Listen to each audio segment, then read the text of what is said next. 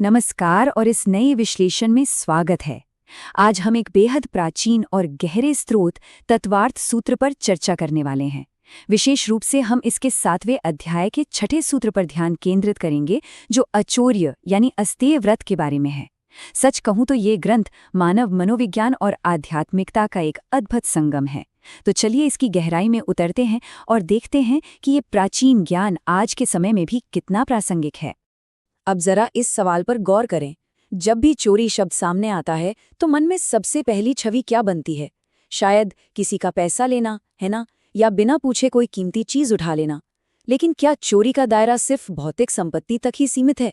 स्रोत सामग्री के अनुसार ये परिभाषा सच में बहुत ही सीमित है।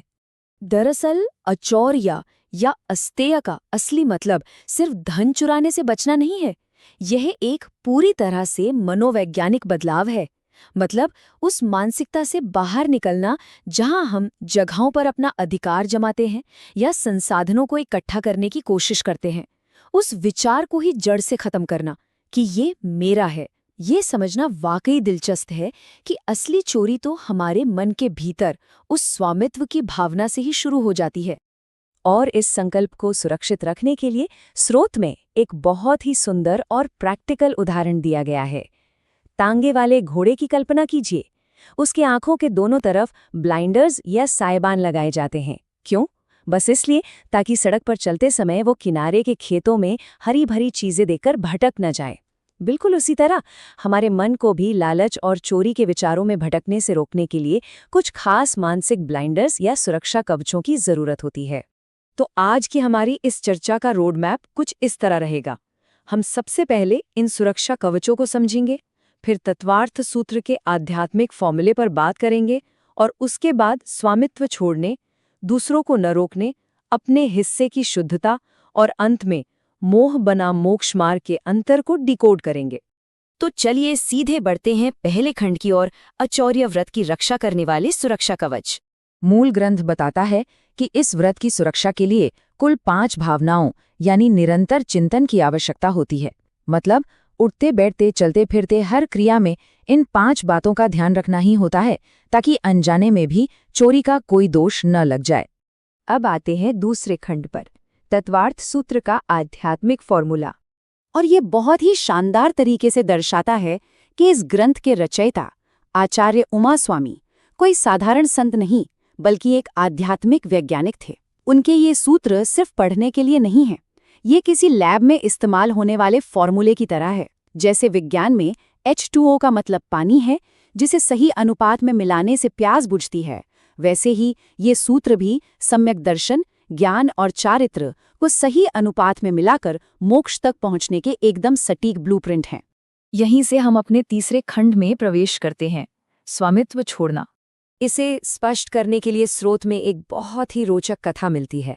पिछले जन्म में 2 दोस्त थे जिन्होंने मिलकर एक धर्मशाला बनवाई। कुछ समय बाद वहां एक साधु आकर रुके।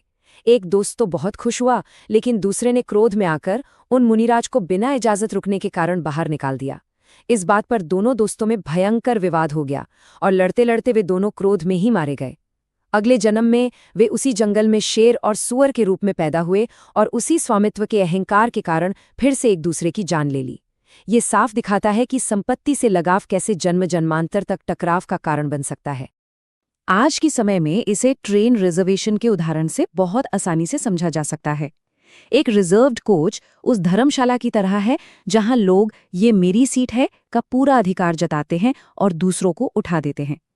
लेकिन शून्यागार का मतलब है जनरल बोगी की तरह होना, जहां जो जगह खाली है उस पर कोई भी बैठ सकता है, कोई अपना एकाधिकार नहीं जताता और सभी का स्वागत है। सच तो ये है कि स्वामित्व से मुक्त रहना ही मानसिक शांति लाता है। इसी विचार की कड़ी में हमारा चौथा खंड आता है, दूसरों की पहुंच में बाधा न डालना। इस ढांचे में चोरी के बहुत ही सूक्ष्म रूपों की पहचान की गई है। पैसा चुराना तो बहुत दूर की बात है। यदि किसी सार्वजनिक स्थान या मंदिर में खाली जगह होने के बावजूद हम किसी को बैठने से रोक दें, तो वो भी एक गंभीर चोरी मानी जाती है। आश्रय मांगने वाले को दरवाजे से लौटा देना या किसी खाली जगह पर यह कहकर कब्जा कर लेना कि यह मेरी जगह है, यह सब अचौर्य व्रत को तोड़ना है, क्योंकि ऐसा करके हमने उस स्थान पर अनुचित अधिकार की कल्पना कर ली है। और ये बात हमें ले जाती है 5वें खंड तक, अपने हिस्से की शुद्धता। अब एक रोजमर्रा की स्थिति पर विचार करते हैं। क्या घर पर अपने किसी पसंदीदा भोजन का बड़ा हिस्सा ले लेना भी चोरी का एक रूप है? स्रोत में आम के रस और करेले के रस का एक बहुत ही घरेलू और प्रासंगिक उदाहरण दिया गया है। मान लीजिए घर में भोजन सभी के लिए बना है और कोई आम का रस ज्यादा मात्रा में पी लेता है, तो असल में होता क्या है? तो यहाँ सबसे अहम बिंदु ये है कि जब कोई अपनी पसंद की चीज अपने हिस्से से ज्यादा ले लेता है, तो वो अनजाने में किसी और के, हो सकता है परिवार के किसी अन्य सदस्य के, हिस्से को कम कर रहा होता है। ये सीधे तौर पर दूसरों को उनके उचित भाग से वंचित करना है, जो तकनीकी रूप से चोरी ही है। ये वाकई सोचने वाली बात है कि लालच कितनी सूक्ष्मता से हमारे रोजमर्रा के व्यवहार में छिपा होता है। और अंत में हमारा छठा और अंतिम खंड, मोह बनाम मोक्ष मार्ग। इसे विवाद से बचने की भावना के रूप में समझाया गया है। अक्सर देखने में आता है कि लोग धार्मिक स्थानों पर भी बहस करने लगते हैं, जैसे अभिषेक पहले मैं करूंगा, या ये मंदिर मैंने बनवाया है, ये कलश मेरा है। जहां भी मेरा और तेरा आ जाता है, वहां पूरी पवित्रता ही नष्ट हो जाती है। सहधर्मियों के साथ छोटी छोटी बातों पर ये बहस महज अहंकार और लगाव का ही प्रतीक है। यहाँ दोनों रास्तों का अंतर एकदम स्पष्ट है। एक तरफ मोह मार्ग है, जहाँ अधिकार जताना, स्थानों को घेरना और विवाद करना शामिल है, और दूसरी तरफ मोक्ष मार्ग है, जहाँ नियंत्रण छोड़ने और साझा करने में असली आनंद मिलता है। स्रोत बहुत साफ शब्दों में कहता है कि मंदिर या सार्वजनिक स्थल पूरे समाज और भगवान के होते हैं, किसी एक दानकर्ता के बिल्कुल नहीं। जब कोई वस्तु दान कर दी, तो उस पर से अपना नाम और स्वामित्व पूरी तरह हटा लेना चाहिए। यही सच्ची मुक्ति है। इस पूरे विश्लेषण के बाद ये विचार मन में गहरा असर छोड़ता है। क्या जाने अनजाने में ऐसे स्थानों, संसाधनों और अधिकारों को घेरा जा रहा है जो वास्तव में किसी एक के हैं ही नहीं? ये एक ऐसा सवाल है जो हमारे रोजमर्रा के व्यवहार पर पुनर्विचार करने के लिए हमें प्रेरित करता है। आज की इस चर्चा में बस इतना ही। इन गहरी मनोवैज्ञानिक अवधारणाओं पर विचार जरूर कीजिएगा।